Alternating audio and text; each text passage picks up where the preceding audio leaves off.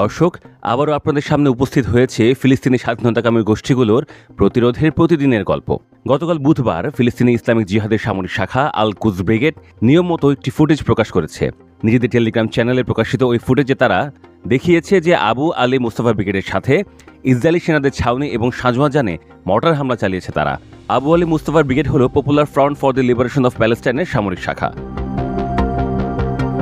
আল কুদস জানিয়েছে তারা হামাসের সামরিক শাখা আল কাসাম ব্রিগেডের সাথেও যৌথ অভিযান চালিয়েছে। কি সেটা?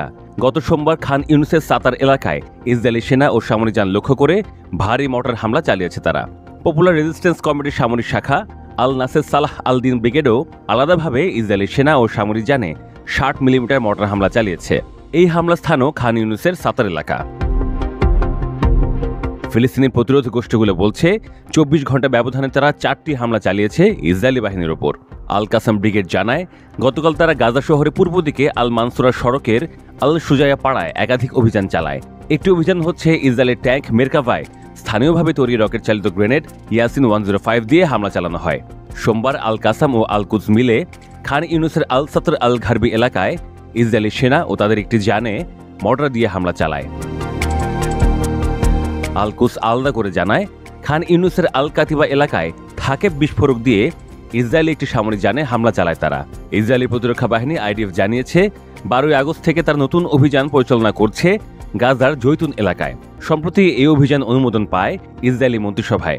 গাজা থেকে 10 লাখ ফিলিস্তিনিকে সরিয়ে ফেলার পরিকল্পনা এঁটে রেখেছে নেতানিয়াহু প্রশাসন। আল কাসাম ও আল কুদস দাবি করেছে গত কয়েকদিনে ইসরায়েলের 52টির উপরে সামরিক যান ক্ষতিগ্রস্ত হয়েছে।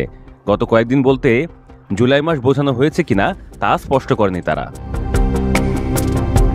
ফিলিস্তিনি স্বাধীনতাকামী সংগঠন হামাসের সামরিক শাখা আল কাসাম ব্রিগেড এবং ফিলিস্তিনি ইসলামিক জিহাদের সামরিক শাখা আল কুদস ব্রিগেড সহ ফিলিস্তিনি স্বাধীনতাকামী ও প্রতিরোধী গোষ্ঠীগুলো শুধু প্রতিরোধী চালায় না, সেই সবে গল্প বুনে বুনে দিনপঞ্জিও বানিয়ে রাখছে। গতকাল তারা জুলাই মাসে ফিরিস্তি তুলে ধরে, যেমন 4 জুলাই। সেদিনও ইসরায়েলি একটি মেরকাভা ট্যাঙ্ক লক্ষ্যবস্তু হয় ইয়াসিন 105 গোলা দিয়ে। পরদিন একটি বাড়িতে 3টি রকেট চালিত গ্রেনেড দিয়ে হামলা করা হয়, যে বাড়িতে ইসরায়েলি সেনারা আশ্রয় নিয়েছিলেন। হামলায় হতাহতের দাবি করে ফিলিস্তিনি প্রতিরোধ যোদ্ধারা। এরপর জুলাইয়ের 9 তারিখ আল কাসামের স্নাইপাররা 3 জন ইসরায়েলি সেনাকে গুলি করে হতাহতের দাবি করে। 16 জুলাই প্রতিরোধ গোষ্ঠীগুলো ইসরায়েলি একটি কমান্ড অ্যান্ড কন্ট্রোল সাইটে মেশিন গান, মানবঘাতী গোলা আর রাজুম রকেট দিয়ে হামলা চালায়।